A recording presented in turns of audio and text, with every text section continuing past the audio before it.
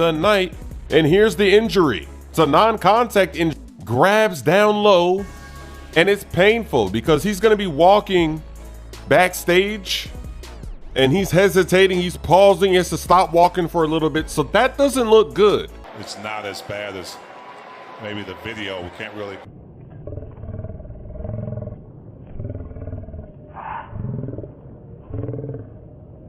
Oh no. He's been such a durable player. And he falls into the arms of Royce. Hold your breath. Didn't see the play, but man, you just hate to see that. And he grabbed for it immediately. And this is a slow walk-off as the Jazz are taking their time, and we'll take our time out now. And before I let you go, we saw you collide with Joe Ingles there. You seemed like you were in a little bit of pain. You sat not long after that. Any concerns with that right leg? What happened there? No, I'll be good. Thanks. All right, Rebecca, thank you. Kawhi Leonard gets to the point. Boy, this is a very physical game. As Irving throws it in, goes down hard. As Kyrie Irving holding that right shin and banging the court. The Nets, of course, have had their share of injuries all season long, including their stars. It looked like he came down on that ankle, landing on Giannis's foot. Yep. So we'll take a quick break and check on Kyrie Irving when we come back.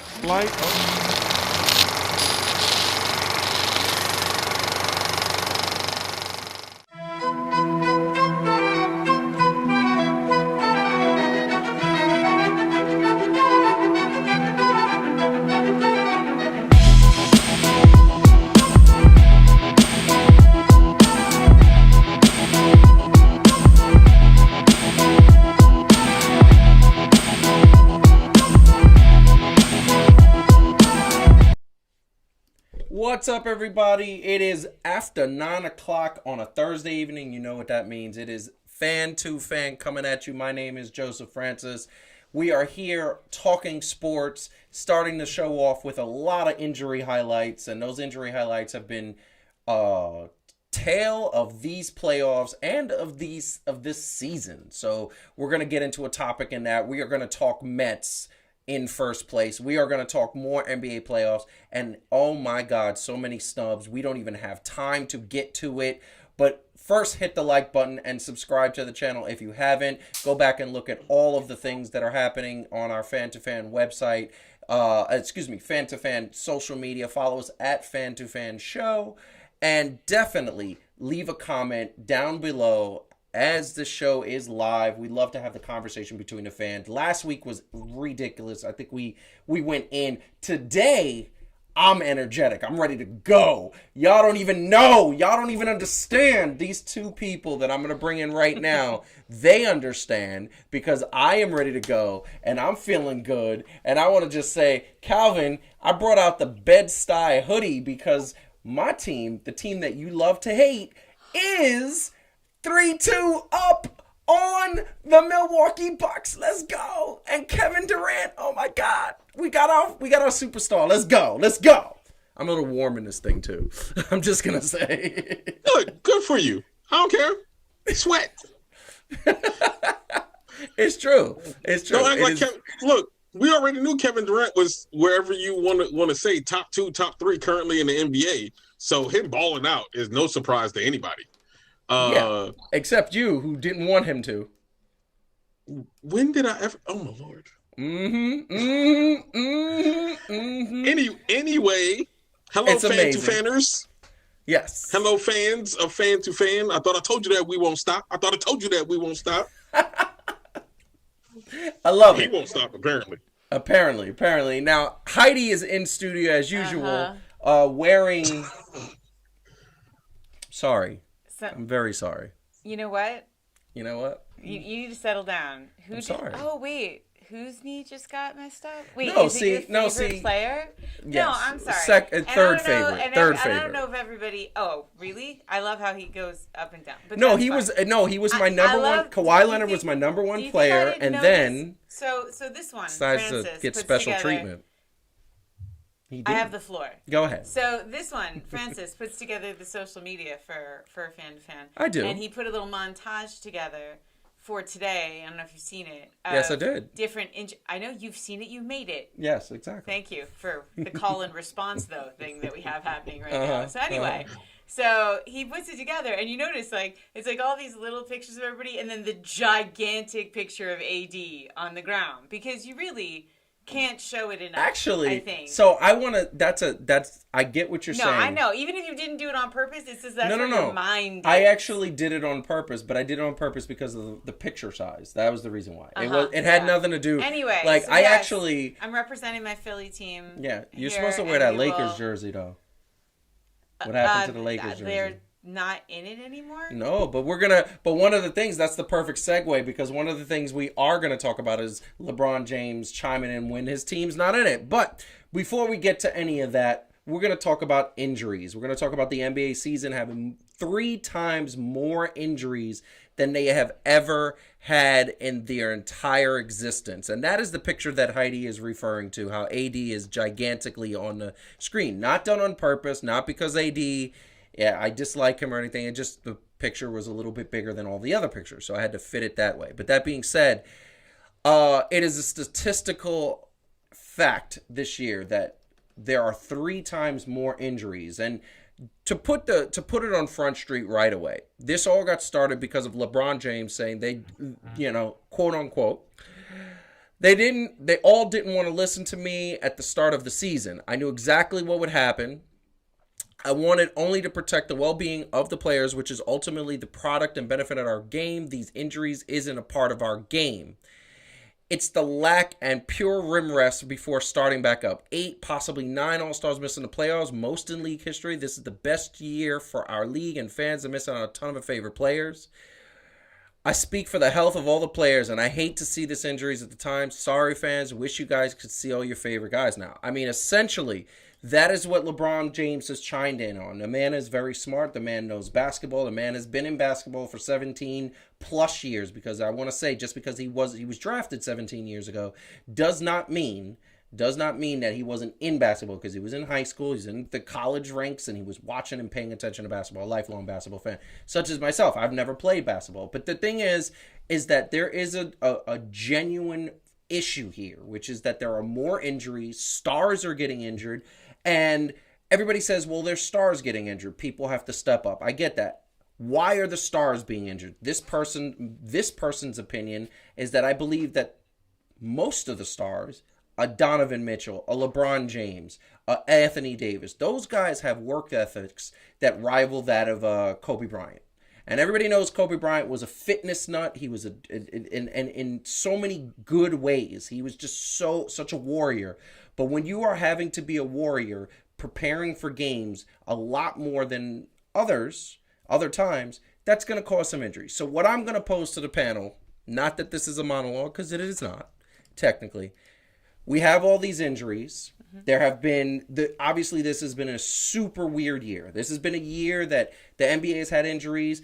Major League Baseball has sustained a bunch of injuries. Every sport has had injuries. And you say that maybe this is also due to the fact that these sports figures are working harder, longer, and their routines are messed up, and those who don't know, an NBA routine is you go to the playoffs, your team gets eliminated, you take 2 to 4 weeks off, and you kind of go vacation with your family, things like that. All the players do it. This year, they really didn't have that time to do it. They did take a few vacations, but with COVID, nobody went anywhere.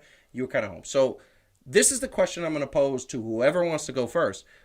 What do you think is causing the injuries, and what should the NBA do about it? Well, so I will say, and we heard Stephen A. sort of doing the counterpoint of this, right? That, there was, these players have a responsibility to stay in shape and yada, yada.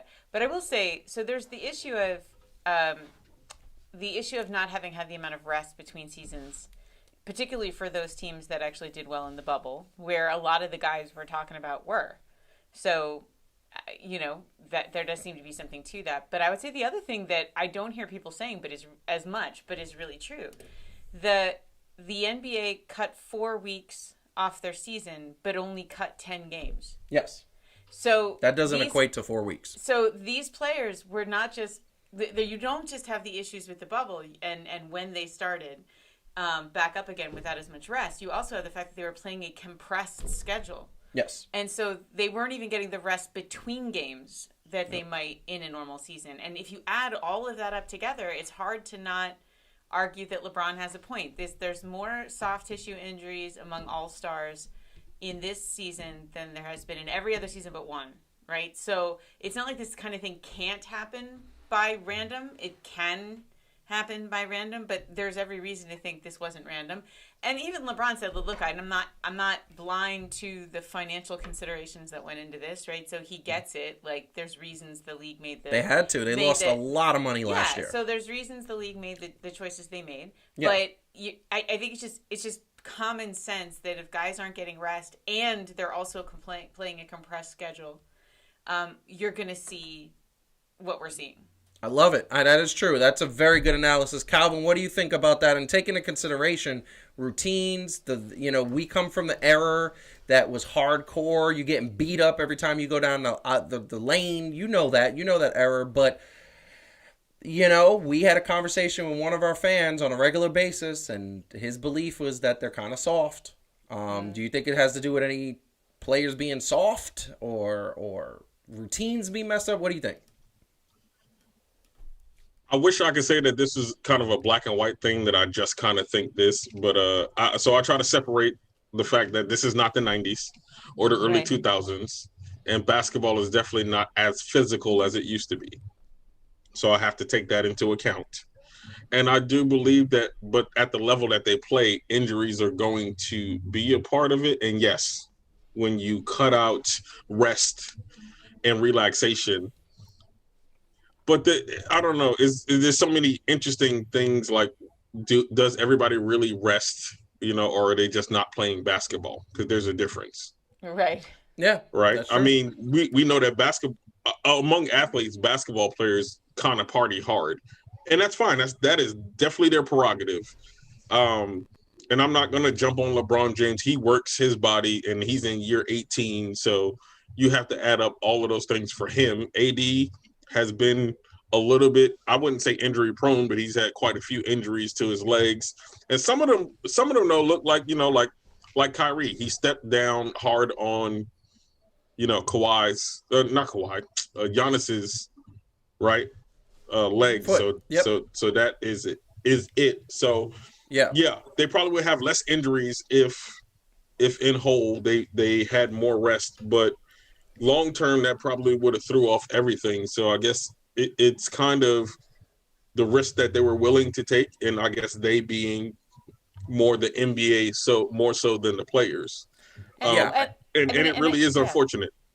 I was just going to say, I honestly think that, to me, the compressed schedule seems like it's more likely to be the culprit than how much rest they got in between. LeBron knows a lot more about this than I do, but and by the way, the other thing to think about is they didn't just have a compressed schedule. They had to have makeup games because of COVID-related things as well that were happening early in the season. A lot of back-to-back games. So what you would get is these back-to-backs, right? It's like, and so you could say, well, they got a break because the game got postponed, but it's the back-to-back that wears the body down, right? And so they're doing more back-to-backs than ever before, just more games in a shorter time than ever before.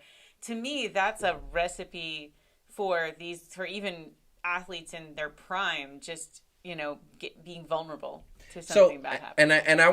And the thing that makes me say that I agree with both of what you say, but the thing that makes me also say is that, like, Kyrie's injury was a freak injury. That would have happened whether they were playing the amount of games or not. Anybody who turns an ankle, except that I actually heard a doctor. I actually tried to get the video clip today, but actually this was a very interesting fact. For those who don't know, during the day I work for WebMD, so I see articles, and there actually was a WebMD article that talked about sports athletes and the injuries and that sort of thing.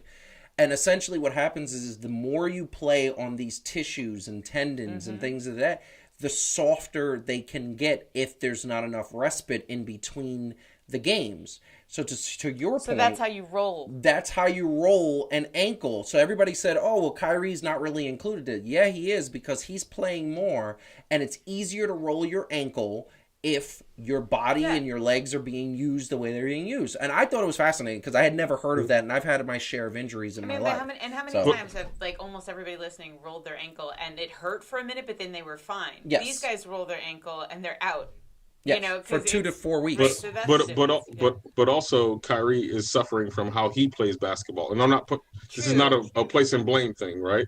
Kyrie has a lot more lateral movement than most everybody else in the NBA because of the style that he plays. So that's also going to not work in his favor. Yeah. That's unfortunately, right? Yeah, like it's very true. It's unfortunate. I think when you see, the thing to remember is, like, LeBron gets the mic, but the reality is that a lot of team health officials in the NBA, a lot of general managers in the NBA have been saying have been a brutal season. That's the word they use. Yes. Like, they've never seen anything like it, a lot of them. And just in terms of the intensity of what's being asked of the guys. And so, like anything else, people are like, oh, LeBron's got to say something. It's like, well, because when LeBron says something, people listen, Yeah. And he's not the only person saying it. He's just got the loudest mic. And that's because this is a star-driven league. And he was mad about what happened to Kyrie. I mean, like, he would have, big F-bomb on Twitter when Kyrie's ankle got messed up, because he's mad about this. He's not just mad for himself. I mean, people are like, oh, yeah, he got injured and the Lakers, were, hampered by injuries, and that's why he's mad. But I don't think that's fair to him. I think he's just mad in general. He's mad. He's watching these games too. Yeah. And it's like the guys he wants to watch are getting sidelined. So, but see, this is the thing we spoke about. And Calvin, I want you to tell me if you agree with this or not. And then after this, we got to move on to the next topic, which is the Mets. So all those waiting in the list on the Mets. That being said, here's the problem I have. You have injuries happening. Your stars are going down. Why doesn't people step up? Why don't you get those role players having a bigger role, being able to make more shots and be involved and be more... And the one thing I'm going to say is that I was disappointed when certain teams had their star go down and the role players kind of had a bad game or had it whatever. It's like, this is your time. If your star went down, this is your time to step in and do something bigger and better. Calvin, what do you got to say about that? Okay, so this is what I'll say, and I promise I'll try to make it as brief as I can, and without sounding like the old man that's saying, get off my lawn, although this is... at this point. Well, one of the things I will say, and it's not about necessarily tougher, right? But, like, you look at the team, and we're going to take Michael Jordan and the Bulls out of this, right? We're not going to use, like, the elite of the 90s. We're not, right?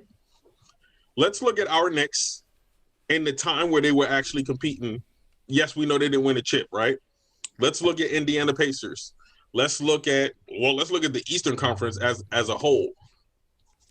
Some of the things that we understand because we watched it, right, was that we know you had to watch out for, like, Reggie Miller, but you also had to watch out for Dale Davis, right? And I'm saying these names because we know it, but, like, newer fans wouldn't know these people, right, or say that they were bums. Dale Davis, his brother, right, the Davis brothers, Antonio McDyess, who else, right? People that wouldn't necessarily be called stars today, they would be called bums, right? They all played hard, right? They all played like they were. Now, Reggie Miller had more talent. Patrick Ewing was the leader of the Knicks. But you couldn't tell that because I felt like everybody played harder, right? They didn't just sit there kind of fanboy playing. Everybody was playing, like, as a team. You still knew who your dudes were on the team, right? You still knew who to give it to when the time came and you needed a bucket. But at the same time, like, the whole team could play. And now it doesn't mean that when your star goes down, right, that everybody's just is gonna be at the same level. Yeah, you're going to give up some things, right? Like what that dude could do or whatever. But how many times, especially with the Knicks, right? Like how many times a dude would go down or didn't play good, and like your Derek Harper would step up and have a game, or your Charlie Ward would step up and have a game, or these dudes would do what they needed to do, and they understood like, yo, I know I'm not this guy, but like you said, Joe, right? Like this is my time, and I feel like now because it's such a star-driven league, so much more attention is given to just these guys, and so much more is game planned around them because they're the guy. That sometimes I feel like the teams are sacrificed. And I'm not saying this is everybody. I just feel like that's what happens. You know what I mean? Like, I mean, it's hard. I know we're going to talk about this later, but it's hard not to look at what the Clippers just did and not think that that's true. Yeah. Right? I mean, essentially, that was the only successful story that the Clippers lost their number one guy. Kawhi is their number one guy, and he's probably lost. Like, it'd be very hard for me to come back, for him to come back this series, let alone the playoffs. Bless you. Bless you. But yeah, right. Blessing myself. We all upset. Yeah, I mean that's what it was. But it's hard for Kawhi to come back on in the playoffs, let alone this series. He's got a knee injury. He's got a history of knee injuries. They didn't miss him. Paul George looks like an all-star again, and the role players aren't role players anymore. Man looked like he was on fire. Anyway, we're going to get to that in a bit. But we are going to move on to the next topic. Hit the like button, subscribe to the channel if you haven't. Follow us at Fan to Fan Show on Instagram, Twitter, and Facebook, because we got to keep growing and we got to keep getting there.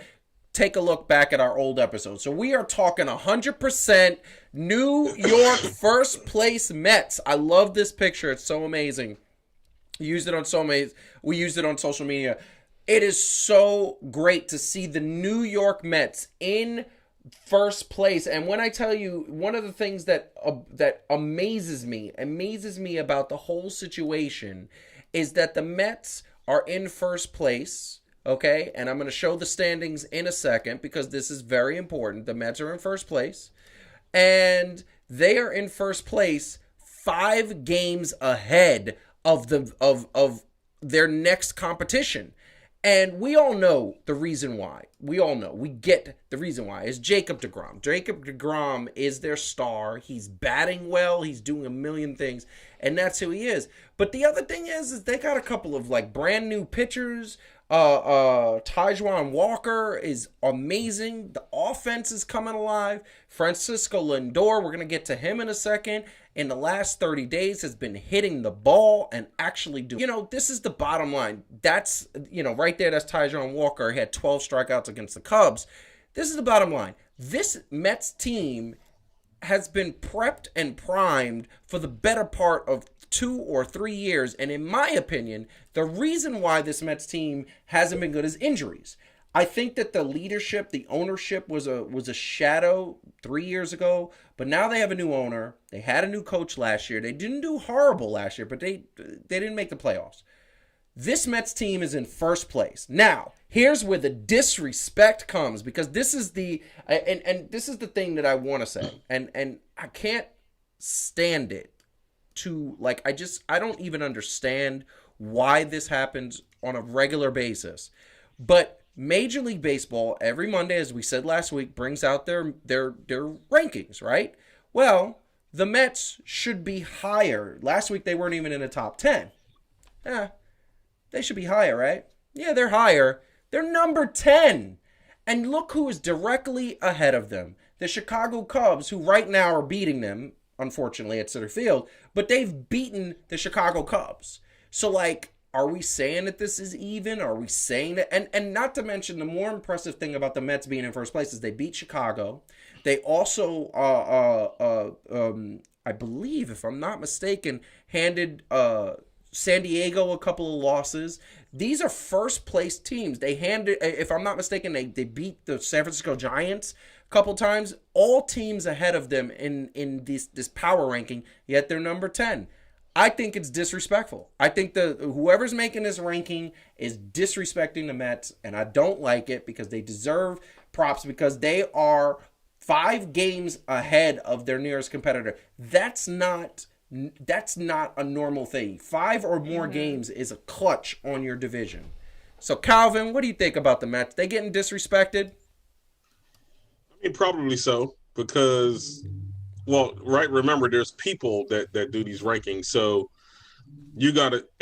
Okay, I know you probably gonna not agree with this, and it's like the Knicks this year, and what most people. Nope, it's like what most people did. They held their past against them, and as much as we want to say it's kind of about now and all this other stuff, they hold the past, and then they hold certain tendencies against these people, so that when they're performing well, certain people will say, and this might sound familiar, I don't know why y'all are getting so happy. I'm just waiting for the other shoe to drop. Mm-hmm. Are you comparing the Mets to the Knicks? I think I'm comparing the statement that you constantly had. Okay, hold on. The No. Okay, Understand what I'm saying. No. Understand what I'm saying. I'm ahead. saying that sometimes it's unfair to not, right? It's not a prisoner of the moment. They're putting together a good body of work, but because in the past you would get happy and then there would be times where it just fell off, right? They don't get the proper respect due of what they're currently doing. Mm-hmm. Okay, so here's the problem. So here is the problem that I want to say. First of all, the Mets made the World Series in 2016, okay? So they've been good recently, and the Mets do have good players, and even though ownership was horrible, I always felt that injury was the thing. I think if the Mets had been healthy in the last 5 years, the Mets probably would have made at least one more World Series. The Knicks haven't done anything since 99. Okay? That's 20 years. All right? So my hostility towards the Knicks is 20 years deep, whereas the Mets have shown signs. 2006 and 2008, they were in the playoffs and they came close to making a World Series. If Carlos Beltran swings at that ball, they're in the World Series, probably. So the Mets have had some success. Okay, Now, I make the joke that Mets, my entire team sucks, is their initials. But I'm just kidding. I'm going to say a couple things. Yes. I think Calvin's exactly right, as usual. Of course, B&B just teaming up against me always. No, I mean, always. So beyond just you, horrible. Like when you look at, there was a poll recently of baseball fans that I think is sort of interesting. She pulls these statistics and polls out of her left field. Google. I do. Yeah. Wow. Which first place team won't make the playoffs? Interestingly, pretty much tied the Giants and the Mets, right? So there's a certain It's not the Giants. I mean, the Giants aren't making the playoffs because the Dodgers are going to catch them. But here's the thing. Here's the thing. I think there's a lot of there's a lot of skepticism among baseball fans, right? Like there is a thing where it's like, oh yeah, this is interesting and this is great. It's not going to last though. And I think he's absolutely right about that. Here's another fun fact. Right now, the Mets are in first. What percentage of Mets fans are confident in their team? 98%. What's funny to me is because Mets fans are delusional. They're like Dallas Cowboy fans. But 2% are still not. They're still like, nah, you're not going in the right direction still. And I will say that the thing I distinctly recall you saying the earlier in the season was kind of more like a bad juju thing where you said great players come to Citi Field to die. I'm not wrong. And no, but these are my point, right, is that these are the kinds of things that keep people who, because there's probably some of these people who do this ranking who also think that great players go to Citi Field to die. Yes. And so that's holding them, that's biasing their ability to recognize that this is actually a really good team. I want to say something. I'm going to let Calvin go in a second, but I want to say something very quickly. So here's the thing. I did say that great players come to die. And my man Francisco Lindor, we're going to put a stat up here. We're going to put his stats up. Okay? Let's talk about the last 30 days first. 258, which ain't that great anyway. 3 home runs, 17 runs, 8 RBIs, 2 stolen bases. His season stats are 217, 6 home runs, 34 RBIs, 34 runs, 16 RBIs, and 5 stolen bases. What do we notice about that? He has half of his stats have been achieved in the last 30 days. So when we talk about when we talk about great players coming to Citi Field to die, that is true. That is what's happened. But what is different about this Mets team this year, and I put all of this kudos to the coach that is teaching them to play a different way, which is Stop trying to hit a home run. You can't hit a home run. Get some base hits. Play small ball. Run the bases. Play defense. Get some good pitching. And oh, and by the way, Jacob deGrom is the best pitcher in the world. On top of that, Marcus Stroman has been pretty good. He only has a few wins because he hasn't gotten run support on the time he's pitched, but his ERA is 2.30. Like, that's a very good ERA. And this dude, Walker, 12 strikeouts, his ERA is around 2.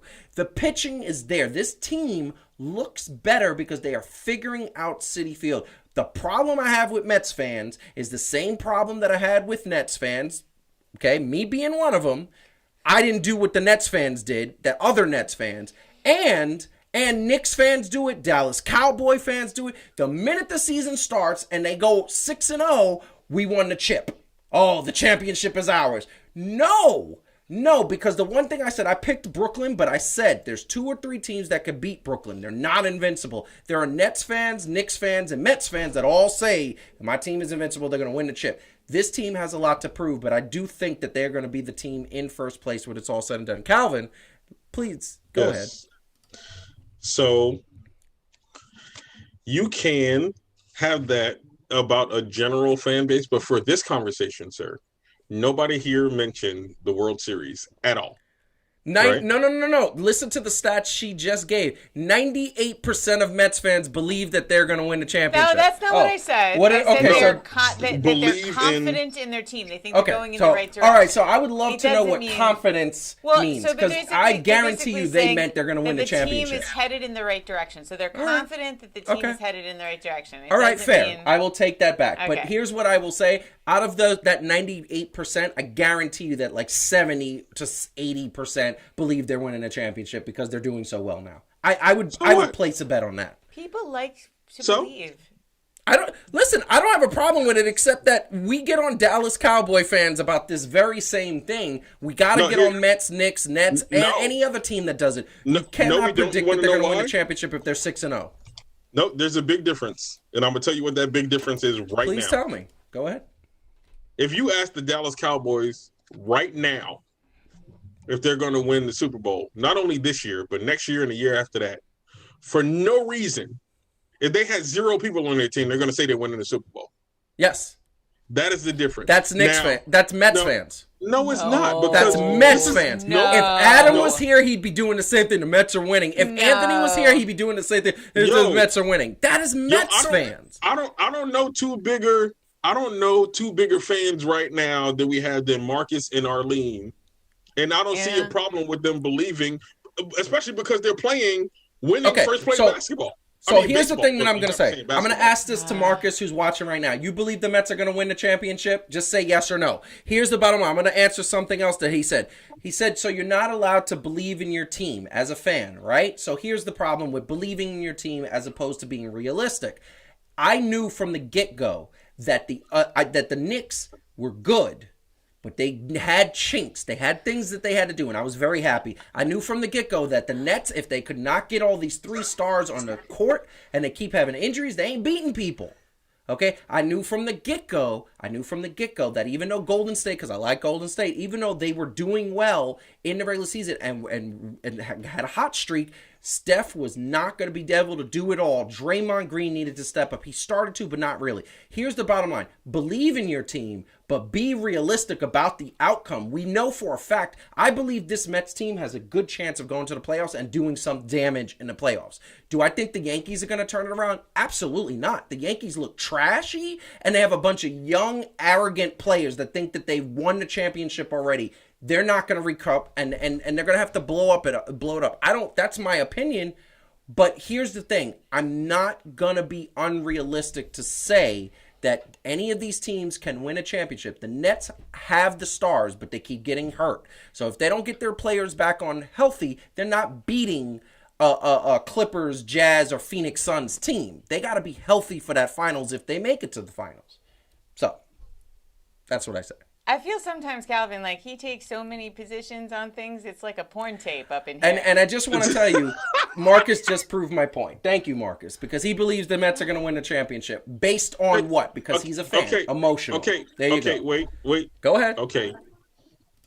So also, the numbers, right? I'm not saying numbers don't mean anything, right?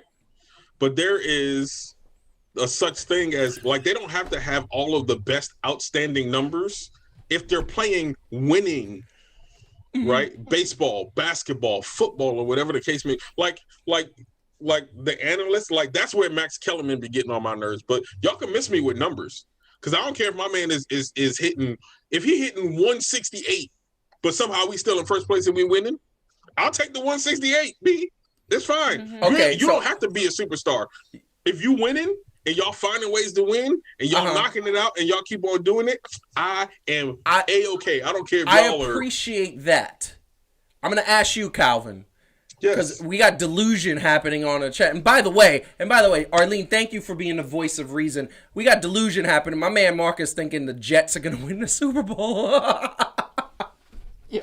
I can't even say it with a straight face. That's funny. Here's my question, Calvin. You think the Mets are winning the championship? I don't see. Baseball is way too long. Fair. You think they have a good chance of making the playoffs? I would like for them to win it, but here's I would too. Yo, here's a caveat though. I've watched 2 Mets games this whole year. Yeah, you talked about that in your extra point. It's because of where I'm at, right? So yes. Like, if I watched it, if I watched it more and I saw what they were doing, like, if I just look at the numbers, I'm gonna be like, nah, your numbers ain't stacking up, B, because you ain't doing this and this and this. But when I actually watch it and I see, they kind of gritty, like it don't look pretty, but they winning these. Like, they're 35 and 25. I believe in that. Yeah, so here's the thing that I'm going to say, and you are right. They are 35 and 25.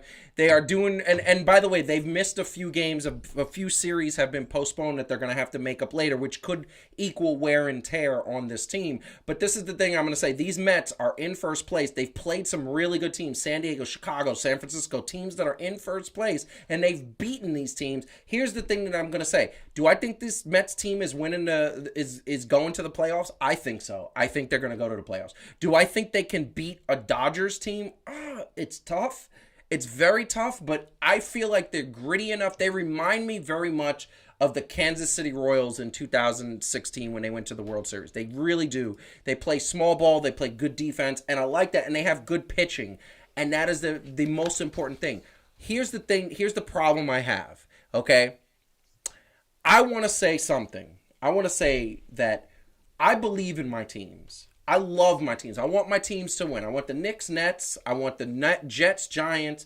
I want the Rangers and Islanders. I want the I'm forgetting a sport. Did I say? I said no. I said everybody. I want my New York teams to win. I've said this many times. But do I think my New York teams are going to win every year? No, that's not reality. I don't want to live in a delusional state where I think my teams have a chance to win. The Jets have no chance to win. They just drafted a rookie quarterback with rookie players. They got no stars. You think they're going to beat a Tampa Bay? You think they're going to beat a Tennessee Titan team? You think they're going to beat the Kansas City Chiefs? Absolutely not. They don't have a shot in God's green earth. The Giants don't have a shot. I can't say that. I can't say that, B. Any given Sunday. Any given Sunday. The Jets. Any given Sunday. Are you kidding me? Any given Sunday. You believe the Jets can win any given Sunday? Any given Sunday. Okay. Okay.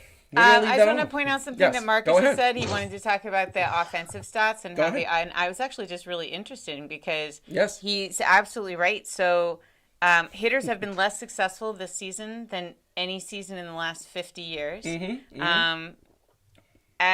actually the batting average is 2.236. Right, that's just crazy. It's horrible.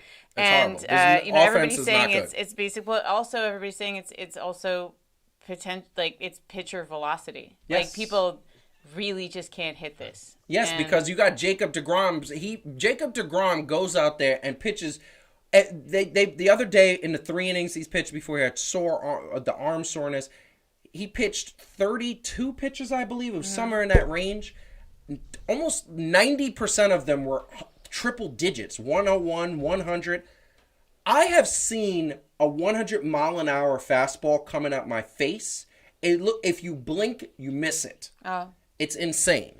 The Mets just lost to the Cubs. Yes, they did. But it's just one game. It's just one game in June. So, look, the Mets are a good team. They're 7 games above 500. And this is what I want to say, that I do believe they could do something. What were you going to say, Calvin? Oh yeah, go ahead. 9 games over 500. They just lost one. I want to just end with a fun other stat from that survey. So which team do you all think was the people rated as the biggest disappointment so far this year? The Yankees. Actually, no, but they were very close. I mean, they should be. They were 2. Very close to the Yankees is hold on. Let me see if I can guess. The Red Sox? Disappointment, you mean? Is it who has been the biggest disappointment so far this season?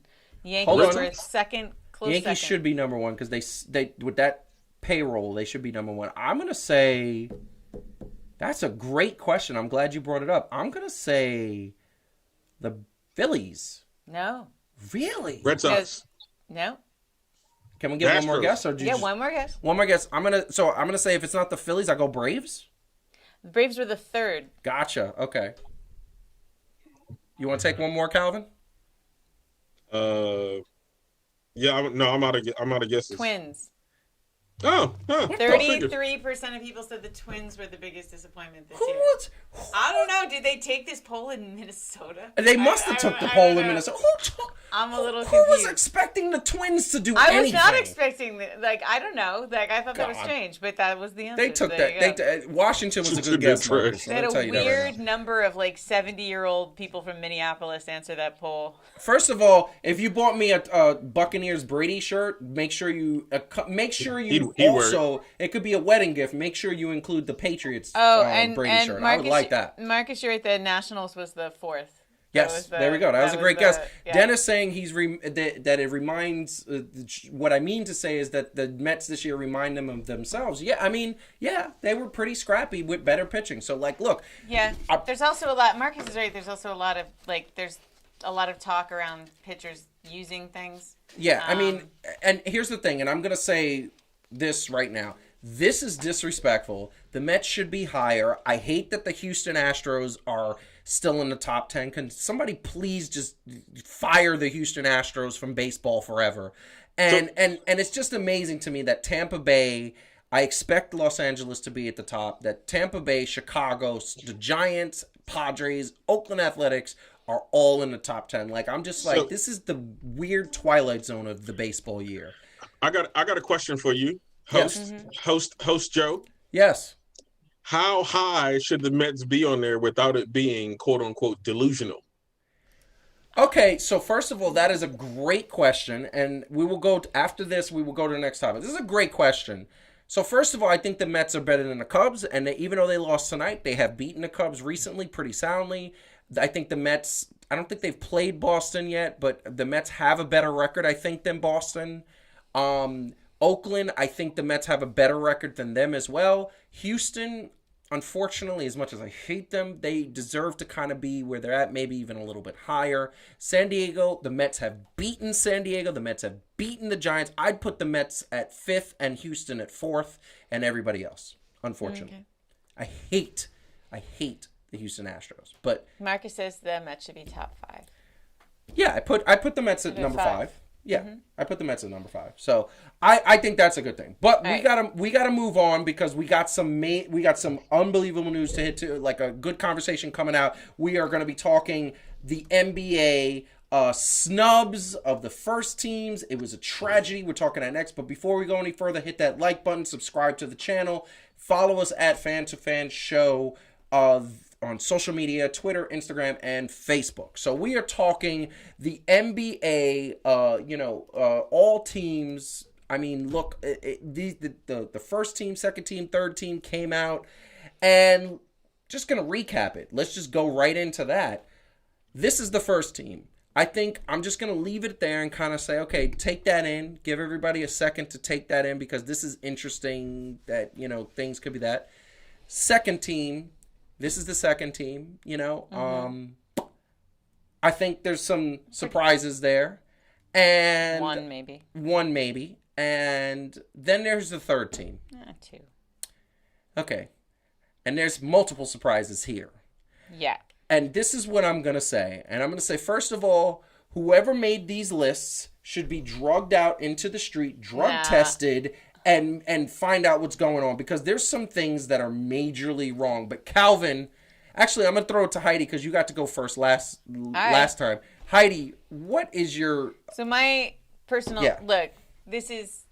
Some of this is a little crazy, but there are an exceptionally large number of amazing guards in the NBA right now. So part of the problem, part of what people are reacting to is doing the wait, no Harden, wait, no Devin Booker, wait, no Donovan Mitchell, and then it's okay, but who would you take off? Because the guards, to me, the guards make sense. I think for the most part, where I do think reasonable people might disagree is leaving off KD and leaving off Jason Tatum to put Jimmy Butler and Paul George. And as much as I want to say that Paul George has played really well in the last 3 games, and he's now kind of seems to be playing at his potential, he hadn't been before. So I'm trying to really figure out, in what freaking universe Kevin Durant, because the way, for people that don't know, with the all NBA teams, they pick on each team 1 center, 2 forwards, 2 guards. They don't really pay that much attention to the distinctions between, but it's so you're kind of constrained a little bit. Anyway, so that's it. So I think that's crazy. I just want to say she's so stingy because she took all the good ones. Took all the good ones. What do you mean I took all the good ones? You took all the good ones. You took all my points. Well, we think alike. What do you want? That's those are obvious. Jesus. And Jesus. Kevin Durant and Jason Tatum, that's I don't think Jason Tatum is obvious. Last year to put Jimmy Butler? No, I don't think Jason Tatum is obvious. Come on. Nope. Over Jimmy Butler and Paul George, you're going to say that Jason Tatum doesn't belong there more than either of them this season? No. Okay, you're crazy. No, I don't, and I'm going to tell you why. You have a weird anti-Celtics bias. No, that's not true, because I don't think Jason Tatum is the best Celtic. Calvin, go. Who's the best Celtic? What is going on here? Go ahead. Okay. Go ahead. Yeah, Jason Tatum definitely should have been on there. The way the season was going, I think Donovan Mitchell should have been on there. Mm-hmm. It's hard because you could say why CP3 wasn't on there. He is on there. He's on the second. Oh. He's on the second team. He's on. My bad. No, it's cool. It's okay. Yeah, I don't know. It's a hard list because you got to narrow it down to the top 15, right? And I think you got to take so many different things in. And I guess the funny thing is everybody's stories play differently, right? They don't go across the board. So with Julius Randle, right, with the year that he had, there's some people that's I probably wouldn't have had him on there or put him on a 3rd team. But, it is what it is. I think he deserves 2nd team. Now more that is a bias and watching more Knicks games than the other things, right? So, yeah, I think it's always going to be mind-boggling and head-scratching to see who gets left off. But yeah, I definitely don't know why Jason Tatum, was left off. Okay, is Kyrie on there? Yeah, he is. Kyrie's on the 3rd team. He's on the 3rd team. And I have to address this with numbers. Right? I know what you're going to say. So he had Jason Tatum. I understand. Had more stats, and he had better stats than either of those people. Yeah, you don't even know what I'm going to say. You don't even know what I'm going to say. No, well, the 2 people that I That's what happens, about, people. Right? When you're about to get married, the women start reading your mind. I'm just saying he averaged more points. They're smarter than we are. He averaged more points per game and more rebounds per game than both Paul George and Jimmy Butler. So, I don't know how more objective you can be. It's not about whether he's the best player on the Celtics. It's about whether he's the best guy in that position. So I got to ask Calvin something before we go. Okay? Here is here is the thing that I'm going to ask you. Mm-hmm. Who would you take off, and who would you put on? I would take off Jimmy Butler and put on Jason Tatum. Okay. Anybody else? I don't feel like Jimmy had that outstanding of a year that he needed to be put on or whatever. Who was on the 3rd team? The third team is right there. Third team was Bradley Beal, Jimmy Butler, Paul George, Rudy Gobert, and Kyrie Irving. You know, I'm not that sold on Rudy Gobert, but I don't know who I would put in his place. I'd put Sabonis in his place. I'm going to tell you right there. Well, I think Sabonis is the better. Sabonis better. No, but it's not that. So this is what I'm going to say. I'm going to throw this at you. So I'm going to just speak this. The first team I really don't have a problem with, although I would have put Dame Lillard on the first team and took Doncic and put it to the second team. I think he's a second teamer, okay? Second of all, I'm going to look at this second squad because if you are going to have LeBron James on here, what is the reason for not having Kevin Durant? Kevin Durant should be here. Julius Randle should not be, okay? And I know that's not going to be popular with Knicks fans. Julius Randle is a bona fide third teamer. And I would have took Jimmy Butler and put Julius Randle on the third team. I would have took Jimmy Butler, put him off. I would have took Paul George. I would have sat him down, and I would have put Donovan Mitchell. And Kyrie would have sat his butt down, and I would have put James Harden because I feel like James Harden had a better year all around than Kyrie. Okay. Harden's not on there. So, and to answer your question about the Boston, here's the bottom line. I tend to think that the stats tell a story, but I also think there's another part of the All-NBA team. Several media personalities have admitted it. They don't just take stats into consideration. They take clutch gene, they take showing up in the big moments, and they take defense into consideration. I think Jaylen Brown is the better Celtic. And maybe Jason Tatum has the better statistics. I get that. But at the end of the day, every time I see Jaylen Brown hit some shots with the shot clock winding down, he makes it. And I think Jaylen Brown is the better Celtic and than Jason Tatum. But that being said, Jason Tatum has the higher ceiling. I think Jason Tatum can elevate his game and be more. I think Jason Tatum could score 40 points every game if he wanted to, but he just doesn't want to. He doesn't show the consistency. So I'm gonna and here's the thing that I want to show everybody because this is the voting tally. This is the voting tally of the All NBA team. So you have obviously the first team were getting all the votes, all of the things that could possibly happen. Second team got those votes, and these are what they got. So you see that and you go, okay, here is the honorable mentions, and the first thing that you see is Jason Tatum, Zion Williamson are right at the top. Kevin Durant got 23 points, 1 first place votes, 4 second team votes, and 6 3-team votes. What in God's green earth were these people smoking that they couldn't vote for Kevin Durant on any of those teams more than what we just saw? I don't even understand that. When do these votes happen? These votes happen at the beginning of the playoffs, same time as the awards happen. Because I wonder if they were just penalizing. I mean, I'm grasping at straws here, but I wonder if they were penalizing KD for the amount of time he was out. Okay, so here's the problem with that. No. Of course, it's a problem. And it's a major problem because you know what? LeBron James was out just as much as Kevin Durant. LeBron is sort of like a given. I don't even know. I don't even get why if you're not going to put Kevin Durant on there, and by the way, Chris Paul. I understand what he did for the Phoenix Suns, but why in God's green earth is Devin Booker not on any of these teams? Devin Booker is the reason why the Phoenix Suns are where they are. Yeah. Chris Paul helped. Yeah, and Marcus said he missed wait. Back that up, homeboy. What? Back that up. Are you kidding me? Are you kidding me? I'm not. Chris Paul is the floor general. Okay, you know what? You know what Devin Booker is? He's the assassin. He's a sniper. He is a cutthroat person. He's Kobe. He's Kobe and Jordan. Come on now. Not just yet. Not yet. You crowned it not too yet. soon. I don't mean that literally. You crowned it too soon. He's got that mentality. He's just a sniper. Are you kidding me? Chris Paul is unlocked. Chris Paul has actually, believe it or not, brought Devin Booker to another level. Oh, we believe it. Okay. Come on, you got to do that. Yeah. So basically, what you're saying is that he is a senso bean. Yes.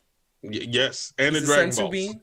And the Dragon Balls, because DeAndre Ayton is looking like a beast. And I think he's saying you or Yajirobe. That's what I'm gonna. No, he's not. First of all, she's That's been messed calling me up. fat all day. I don't even understand that. I don't even understand that. More for the cranky. She's been calling me fat all day long. She looked up to me. She's like, "You're so big." Oh, and gave me a hug, and I was like, "A single time, not even the one." She could have called you Wolfgang Fist. That's worse. Nobody knows where he went. It's true. Right. But listen, I want to just say that this list is horrible. It's disgusting, and then we're going to move on because I don't want to talk about it anymore. Well, it's not horrible and it's disgusting. Horrible. It's horrible. No, it's not. You left three of the best players in the world Heidi, off this list. they left out his favorite team for the most part. Did. No, so because I don't. No. Because I don't want Kyrie on there. I don't think Kyrie has done enough to be on any of his teams. I do think that they had the least worthy person from the Nets of the big. For real, like. But it's I know it should have been Joe Harris. Right? Yeah, I mean, I wouldn't argue with that. I wouldn't argue with that. And, see? Look. And for no. Hold on. I love Joe Harris, but that was a little emotional. I was speaking emotional. But if you're gonna have Joe Harris, you might as well have Derrick Rose. I feel like both of them were equally valuable to their team. I feel like we're going down a path. And I feel like he's being real disrespectful right now. I feel like he's being real disrespectful with that comment. Let's move on. And by the way, so I'm going to address hold on. I'm going to take a moment to address a couple of things. I know we got to move on to the last topic, the second to last topic. I got to move on to I am not in any way, shape, or form a hater in any way, shape, or form. I love the Jets. I love the Knicks. I love the Mets. I want the Mets to win the next 10 World Series so they could catch up to the Yankees, which, by the way, have 27 championships. Can we please get the Mets into double digits? That's what I want. Because the big brother relationship is just, it's like big brother and little baby brother just beating up on them with championships. But this is what I'm going to try to tell you. The Mets can win a championship. The Jets got no chance, my brother, and you know it, and you just don't want to admit it publicly on the air. So, we're going to move on, hit the like buttons, hit subscribe to the channel, and we are going to have some fun like we do every single Thursday night. Just wanted to give a piece of housekeeping here that we will be moving to another night. It is probably going to go back to the other night, Wednesday, because what we realize is that now that people are able to go out and have a good time, people, there's a reason why you call Thursday Thirsty Thursdays, because people go out and have a good time. So we're going to be moving to Wednesday in the second week of July, after a week off during the holiday. So that is going to come. We'll talk about it more in detail next week. It will be on Wednesday instead of Thursday. So we are going to go back. We're still talking NBA because right now it's the NBA playoffs. Okay. The NBA playoffs. And everybody knows this is the updated bracket. I mean, here's the thing. Atlanta is leading 3-2. First, Phoenix is waiting for the winner of the Clippers in Utah. Clippers surprised me to all so ridiculously. I thought after Kawhi went down, they were not going to be able to compete with Utah. But the problem is Donovan Mitchell is hurting. They are up 3-2. Atlanta's 3-2. Shocked me too. I really want Atlanta to get eliminated. They really need to go because they beat my Knicks, and I can't stand it. And Trae Young is my new Reggie Miller. And then it's Brooklyn. And we're going to start off with Brooklyn because I just want to put something up here. And this is not because I'm a fan, but this is just because this is absolutely amazing. The first player in history to average 40, to have in a playoff game 45, 15, and 10. And that's what he did. Very nice superstar performance. So here's the thing I'm going to pose to the panel because I just said all of those playoff games. Do we think in any way, shape, or form that any of these teams are going to show up and do something big? Calvin, who do you think is going to come back? Are we going to see Game 7s? What Game 7 are we going to see?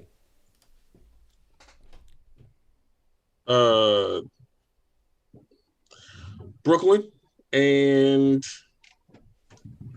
LA. Really? So you think Atlanta is going to beat Philly? I didn't think they was going to win this many games, but apparently they can't stop Trae Young, and apparently they can't hold on to a 26-point lead. So no faith. No faith in Philly. It's wrong. Wow. Oh my God! Did we have for the first time ever a disagreement between B&B, Black and Boots? Look. They definitely. I don't know how a team that has how many of the best defensive players in the league somehow Three of the top 10 remembering how to play defense in the second half of the game. But here's why I still have hope. First of all, I believe in Doc Rivers. Second, oh Lord, Philly is a better team. They're not playing like a better team, and I'm not knocking Atlanta. And Atlanta's, I'm not knocking them at all. And Trae Young is amazing, but Philly should be the better team. I still think they have the ability to be the better team. So I'm not counting them out just yet. Wow. But this is what I'll say. I honestly don't have. I hate to say this too. I don't have any more faith in Doc Rivers. Oh, no. Of the eight largest comebacks in NBA history, he's coached 5 of them on the wrong side. All right, that's not cool. That's not good. Right? But hasn't he had a couple on the good side though? Hasn't he? Yes. He won a championship. He's got. Yeah, no. But I'm saying, point. like in his recent history, he's coached a lot of teams coming back on him, and not only coming back, large comebacks. So he's not. You're saying he's not the guy to help them get out of the situation. I'm not thinking so anymore. Yeah. Now, nothing is written in stone with the Clippers, right? And I do think that it might go 7 because I don't think that Utah is just going to roll over, right? But I will say that if they do, now these are caveats, right? Yeah. If the Clippers proceed and the 76ers don't, might have to look at Doc Rivers. They might have been right for letting him go. It would be hard to not think about it. Sure. Yeah. True. Now I want Philly to win. Like I want Philly to I want Philly to win by an average of 200 points in the next 2 games. I know. Yes. Agreed. But I just want to tell you something. Calvin, I got to agree with you 100%. Atlanta is going to close it out on the next game. And everything you said, plus the fact that Joel Embiid is hurting. Joel Embiid is not himself right now, and I think that is the problem. I think Atlanta is going to be in the Eastern Conference Finals, and I think they're taking advantage of the fact that they were the only team that didn't play in the bubble that's still in the playoffs right now. Well, I think they're taking advantage of the fact they don't have a lot of serious injuries the way a lot of these other teams do. And the reason why is because they had 4 months. They had 5 months. Well, yeah. Okay? Well, if Klay Thompson would have been healthy, the Warriors would be where the Atlanta Hawks would be right now. They'd be where the Phoenix Suns probably are. They'd be sitting, waiting for the Western Conference Finals. And Trae is young and resilient. They didn't play in the bubble. So this is what I'm going to say. I'm going to say that I'm going to tell you right now, the Nets are not going back to I do believe that this Nets team realizes that they know how to beat this Milwaukee team now. And I think that the fact that James Harden looked good in the warm-ups, he did, and he says he feels good. Here's the bottom line. I think that he's going to do it. So we're in the third let's get of the score Brooklyn update. and Bucks. The Nets are, it's Bucks 66, Nets 55. The Bucks have been up on the Nets for somewhere between 10 and 12 for most of this. I've been watching it the whole time. I will say, look, both teams are remembering how to. The Bucks just remembered how to play defense. There you go. Because if you look at they're holding Durant to 15. I might be wrong, but I'm going to stick with what I'm saying. They're holding James Harden. Well, James Harden is at 14. Joe Harris only has 4. So that is the problem. This is, but I will say, how many times have we seen the Nets close a gap far greater than 10 points? Yes. And this game is not over because of the fact that they have the explosive offense. This game is not over. I might be wrong. I'm just going to say that they're going to close it out tonight. The other thing I'm going to say is Kevin Durant, excuse me, but Kevin Durant has the explosive offense. Joe Harris has disappeared. I know. I don't know what's I'm going on. I'm not talking about historically him being a bad person, but he has disappeared. And not for the lack of trying. The thing I will say is that he's shooting the ball. He's just not making it. There was 4 shots you mean like he John shot Starks? in the game the other day that literally were halfway down and popped out. And I was like, you mean like John Starks? No, John Starks was hitting air balls, bro. No, not all of them. You got to go back and watch the games. I watched them. I'm telling you, them too. It wasn't all that bad. They wasn't all that bad. Here's the thing. You forgetting. Maybe. You traumatized. What I will say is that the Clippers I think that, unfortunately, I think that's going to go to 7 games. I think that's going to be a series that's 7 games. And I'm still going to say it. Unfortunately, I just don't. I want the Clippers to win. I really do, but I just don't believe in Paul George. I think he had a good game, and the last couple games have been good, but it's just like whenever it's the biggest moments, he shrinks. But I hope I'm wrong with that. I hope I'm wrong with that. See, now this is something else that we're forgetting. If we go back a couple of years, the Heedle years, if we will, right? Mm-hmm. Paul George being the only superstar on the Pacers was giving LeBron and the business by himself. I get it. That was many moons ago, my friend. He had some injuries, and I think sometimes it does take you look at when we talk about the mental health piece, right? Yes. And I know some people might think, that really can't play that much of a difference. Look at Carmelo Anthony and his production point, at least, right? We know he can still play, but his production point at the point where he admittedly did not have a good mental for whatever reason, right? Personal, basketball wise, not being able to adjust to right different roles, right? And he was boo-boo. I mean, his production was boo-boo anyway, right? He took that time off, cleared his mind, and he came back. I mean, it wasn't like he was in the MVP race, but he was definitely, for 35 years old, lighting cats up, still putting up 20, 25 in a lot of games. Yeah. Put himself into the top 10. Like, Paul George might be turning that corner because, of course, he's still getting drugged on the internet, but that don't mean anything. That's what they like to do. They troll. Listen, I hope you're right. I don't want Utah. I'm not rooting for Utah. Rudy Gobert, I say this playfully, he practically caused COVID in the NBA. I think so. And obviously he didn't, but I'm just saying, Utah's a boring team to me. I'm not a Utah fan. You should want Utah because I believe that they're the easiest team for the Nets to beat. No, I want the Nets to beat Phoenix. I want to see Phoenix and the Nets. You want to see first? I don't think y'all want to see Chris Paul. Listen, I do. I do. I want to see what do I say all the time, Calvin? In order to be the man, you got to what? Ain't none of them really the man. Not yet. Well, I guess Phoenix. Kevin Durant is technically. Well, Kevin Durant is. You know why? Technically, Phoenix is the man because they beat the man. No, right there. That's the man right there. Okay? Because of his game. Now, because he does that on a regular basis, practically. No, he does That's not. why. Not specifically that, but my man, he put up a couple 50-pointers. He wasn't even supposed to be. They said he's coming back from an Achilles injury. He's probably not even going to be at the level he is. I don't care what they said. Yeah, well, they always saying stuff. They are always out there saying. Yeah. So we are going to get to the last topic of the night. It's a fun topic. I wish Marcus would have stayed around for this one because he loves this, but we could ping him on it and tell him to start at the hour 10 mark. We're talking sports fashion. # sports fashion. I'm going to get a logo design for this because this is becoming regular. But this is what was released a couple of days ago. The new WNBA jerseys. These are, about a month ago they were released. And the WNBA jerseys are kind of doing what the NBA is, having that city feel, having that feeling to it, a ways to it. I want everybody to look at this. Looking at this, is there any jersey that stands out to you and is hot and you look at that and go, wow, this is really cool? Yes. Which one? I love the equality. Lower left, bottom left. That's the New York. That's the Liberty. Yeah. That's hot.